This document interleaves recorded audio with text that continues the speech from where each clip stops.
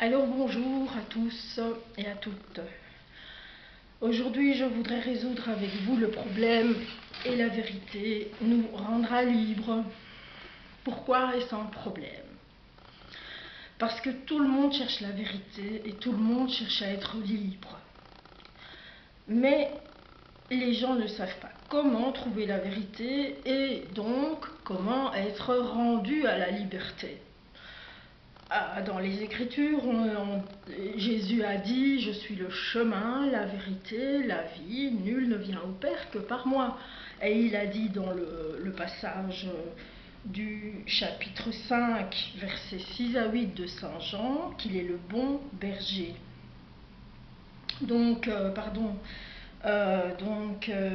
Il a dit « Je suis le bon berger » dans le chapitre 10. Dans le chapitre 5, il est écrit, verset 6, « C'est lui, Jésus-Christ, qui est venu à travers l'eau et le sang, non avec l'eau seulement, mais avec l'eau et le sang.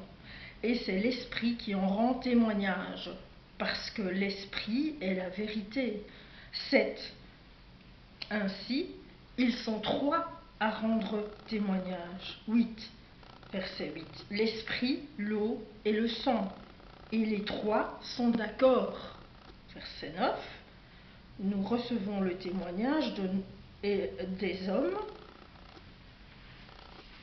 Et puisque nous reconnaissons le témoignage des hommes, reconnaissons que le témoignage de Dieu est plus grand.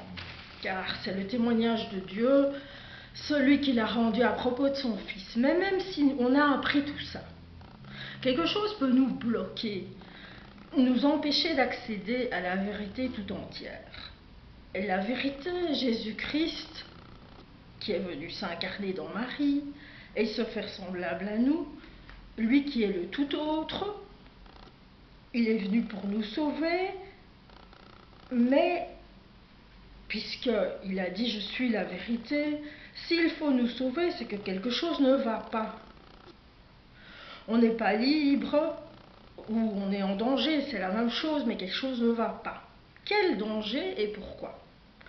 Il se peut que vous vous posiez encore la question. Je vais rapidement faire un résumé de tout ce qui a été appris sur clairetbref.com, la chaîne que j'ai mise sur écran, et par les nombreux internautes youtubeurs qui ont cherché à découvrir la vérité tout entière, celle qui rend libre.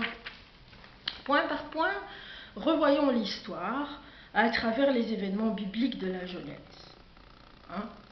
Adam et Ève sont dans le jardin d'Éden. Alors pour ça, vous pouvez aller lire le chapitre 2, la création, et chapitre 3, la tentation et la chute.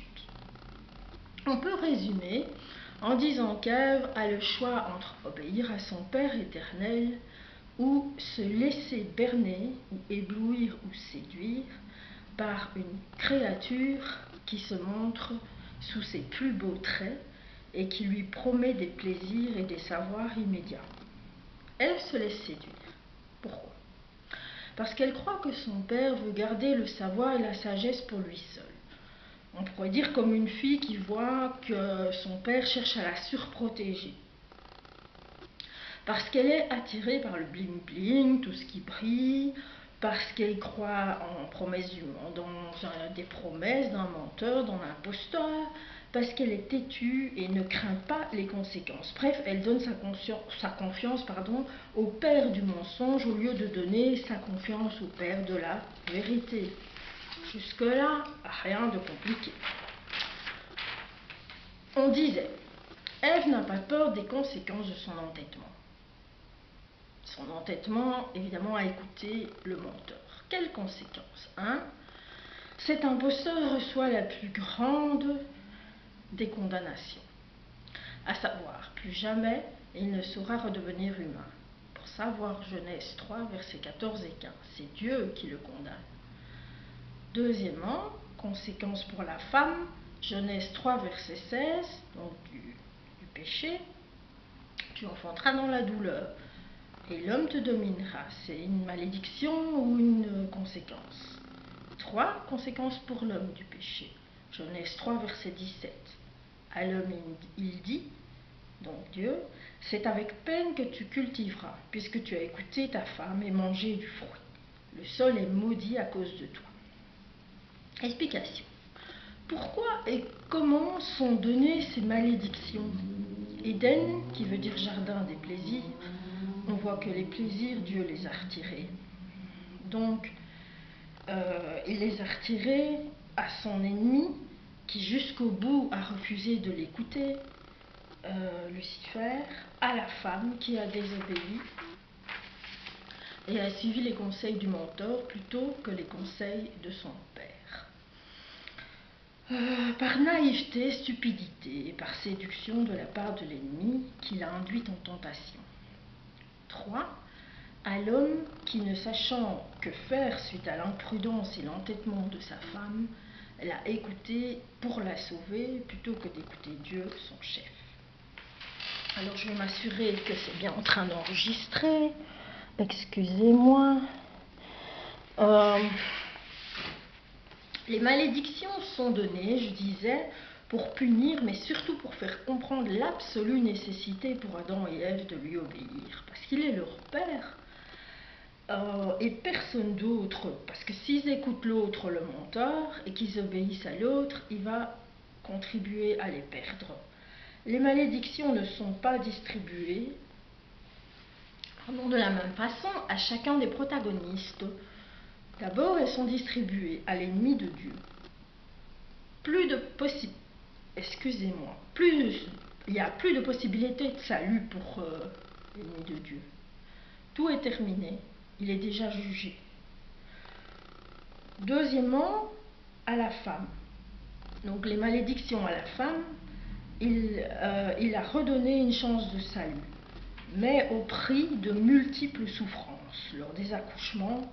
En même temps, il met une inimitié, donc il n'y aura plus d'amitié entre elle et l'ennemi de Dieu. Rassurez-vous, ça va aller d'une façon très logique et très... ça se suit. Un principe à retenir, si on veut faire échouer une construction ou une entreprise, on se sert du maillon faible. C'était Ève, la femme en l'occurrence. Pourquoi l'ennemi de Dieu voulait-il faire chuter Dieu? La réponse est dans la question. L'ennemi de Dieu n'est pas appelé le serpent androgyne pour rien. Donc l'ennemi de Dieu, il veut faire chuter Dieu parce qu'il est son ennemi, tout simplement. C'est ce serpent, on y reviendra, c'est ce serpent, une créature qui à l'origine était la plus belle des créatures. Pour ça, on peut voir la chute de Lucifer dans Ézéchiel 28, versets 14 à 18, dans Isaïe 14, versets 12 à 14, et dans la Révélation, chapitre 12, versets 7 à 9, que James m'a dit 4, sa vidéo de présentation qui est très bien faite sur Lucifer et sa chute. En lisant tout ça, vous aurez une présentation de l'ennemi total de Dieu, avec lequel nous sommes dans une guerre spirituelle intense dans ces temps de la fin. Parce que justement, dans ces temps de la fin, Lucifer cherche à nous faire tomber parce qu'il est en rage contre Dieu et ses amis et ses enfants.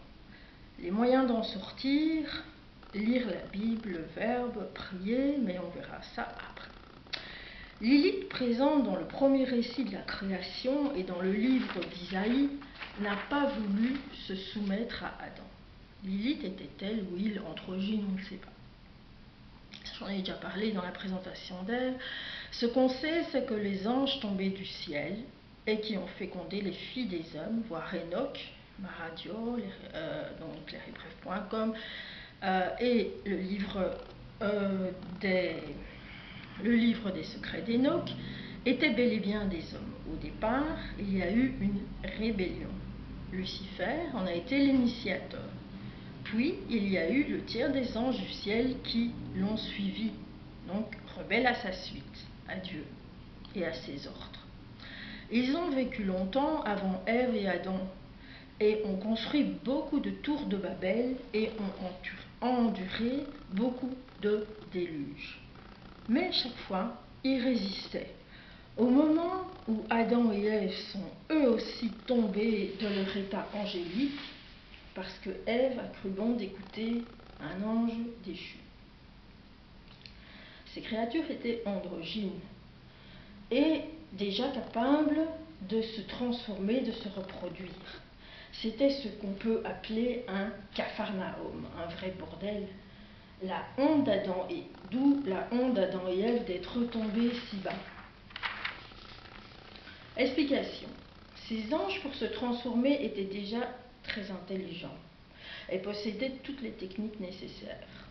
Ils avaient la magie noire, ils avaient la magie tout court, ils avaient la sorcellerie avec eux, la métallurgie, la science avancée, les sciences avancées, leur sagesse avec S, la robotique, les arts plastiques, les arts en général, la chirurgie, l'imagerie, tout était déjà sur pied et employé par ces créatures. Mais Dieu les avait maudits parce qu'ils s'étaient obstinés jusqu'au bout à refuser de suivre ses ordres.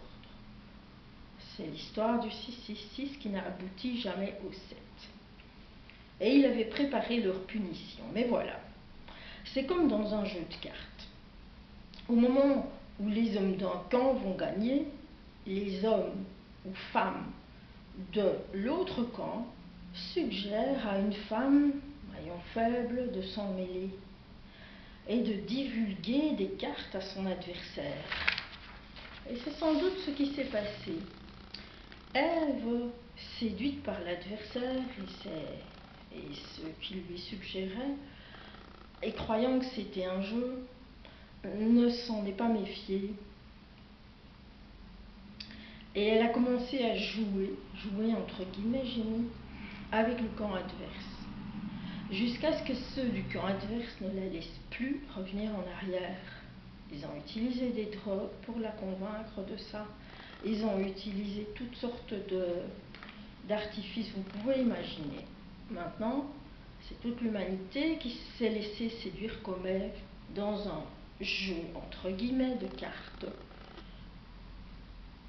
Et ou autre qu'elle ne comprend pas, donc un jeu qu'elle ne comprend pas. Mais Dieu a prévu de longue date ce piège géant de Satan, Lucifer, fait pour piéger ses enfants, par jalousie, parce que lui, il est tombé.